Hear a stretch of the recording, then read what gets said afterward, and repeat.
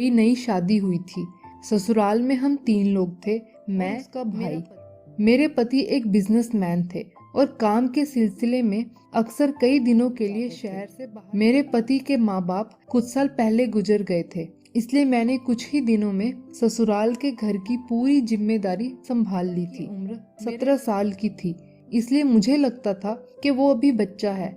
लेकिन एक दिन सुबह जब मैं उसके लिए चाय लेकर गई तो वो सो रहा था। मैंने उसे जगाया और चाय कप में डालने के लिए थोड़ा सा नीचे झुकी। तब मैंने देखा उसकी नज़र सीधा मेरी छाती पर टिकी हुई थी। फिर ऐसे ही एक दिन जब मैं अपने कमरे में कपड़े बदल रही थी तो मैंने देखा वो मुझे खिड़की से छिपकर देख रहा है।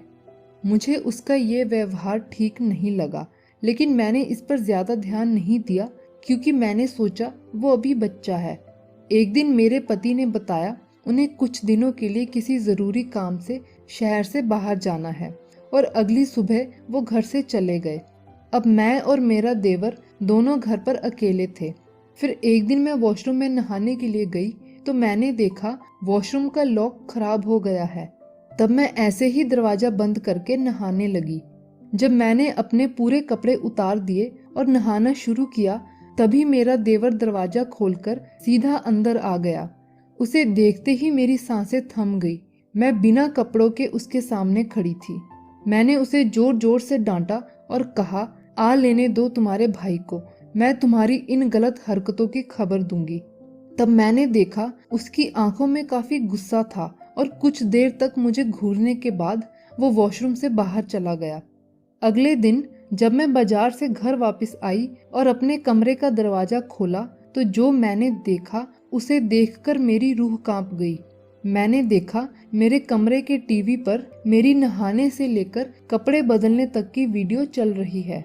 मुझे समझने में जरा भी देर नहीं लगी कि ये सब किसने किया है। सीधा उसके कमरे में गई तो मैंने देखा वो मजे से बेड पर लेटा हुआ था और उसने कहा, अगर आपने किसी को कुछ भी बताया तो मैं आपकी जिंदगी बर्बाद कर दूंगा। मैं आपकी सारी वीडियोस। मैं उसकी बात सुनकर काफी डर गई और मैंने कहा, तुम मेरे साथ ऐसा क्यों कर रहे हो? मैंने तुम्हारा क्या बिगाड़ा है? तब उसने हंसते हुए कहा, बस मैं एक बार आपके साथ सोना चाहता हूँ। उसके बाद मैं सारी वीडियोस डिलीट कर दूंगा और कभी इसके बारे में किसी को नहीं बताऊंगा। यह सुनकर मैं अपने कमरे में वापस आ गई और रोने लगी। वो भी मेरे पीछे मेरे कमरे में आ गया। उसे देखकर मेरी धड़कन जैसे रुक गई हो। मैं जल्दी से बेड से उठकर खड़ी हो गई। तब वो मेरे पास आया और मेरे पीछे के हिस्से को अपने दोनों हाथों से पकड़ लिया। मैं वीडियोस के कारण पहले ही उससे काफी डरी हुई थी और उसे ऐसा करने से रोक भी नहीं सकती थी। फिर उसने कहा, भाभी आपका शरीर बहुत जबरदस्त है। जब मैंने आपकी छाती और पीछे का हिस्सा पहली बार देखा था तो मैं अपने आप पर काबू नहीं रख पा रहा था और उसी दिन से मैंने सोच लिया था कि आपके साथ एक रात तो जरूर बिताऊंगा। मैं रोते हुए उससे मेरे साथ ऐसा ना करने के लिए हाथ जोड़ने लगी, लेकिन उसके दिमाग में तो कुछ और ही चल रहा था। फिर उसने बहुत ही जोर से कसकर मेरे पीछे के हिस्से को पकड़ लिया और मेरी छाती चाटने लगा। डर के मारे मेरी सांसें फूलने लगी। तब उसने मेरे होठों को चूमना शुरू कर दिया। लेटाकर मेरे ऊपर लेट गया। मैं आंखें बंद करके बस रोए जा रही थी। फिर उसने मेरे कपड़े उतारने शुरू कर दिए और कुछ ही पलों में मैं बिल्कुल बिना कपड़ों के उसके सामने थी। फिर उसने अपने भी कपड़े उतार दिए। मैं फिर से उसे उसके बड़े भाई के वास्ते देकर ऐसा ना करने की मिन्नतें करने लगी, मगर उसके सर पर तो गलत काम करने का भूत सवार हो चुका था। उसने मुझे बेड पर उल्टा लेटने के लिए कहा और मैं ना चाहते हुए भी ऐसा करने के लिए मजबूर थी। तभी मुझे एहसास हुआ कि उसने मेरे पीछे के हिस्से को चूमना और चाटना शुरू कर दिया है। कुछ देर तक ऐसा करने के बाद वो इसी तरह से मेरे ऊपर लेट गया और मेरी गर्दन पर काटते हुए उसने अब वो काम करना शुरू कर दिया जिसके लिए वो पागल हुए जा रहा था।